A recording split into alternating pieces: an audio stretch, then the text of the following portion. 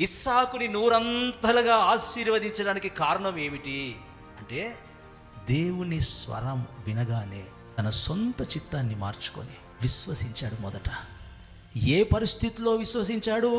కనుచూపు మేరకు కరువు అని దేవుడు అన్నాడు. అంత కరువే ఇస్సాకు, నేను దీవిస్తాను. హల్లెలూయా.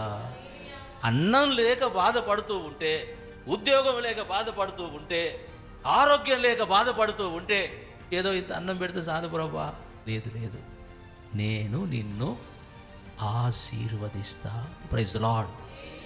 ఎంతగా ఆశీర్వదించాడంటే వాక్యం అంటది, అక్కడ ఉన్నటువంటి ఆ ఫిలిస్తీయులు ఇస్సాకు ఆశీర్వాదాన్ని చూసి అసూయ పడే అంతగా కరువులో దేవుడు దీవించాడు. Praise the lord.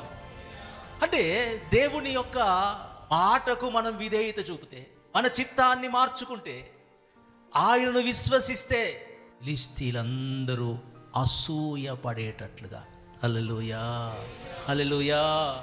అంటే నా ప్రియమైన దేవుని బిడ్డలారా, దేవుడు ఇస్సాకుని అంతగా ఆశీర్వదించాడట. అందుకే అక్కడ ఉంటుంది, యెహోవా అతనిని ఆశీర్వదించిన గనుక అతడు గొప్పవాడాయెను. Praise the lord. హల్లెలూయా.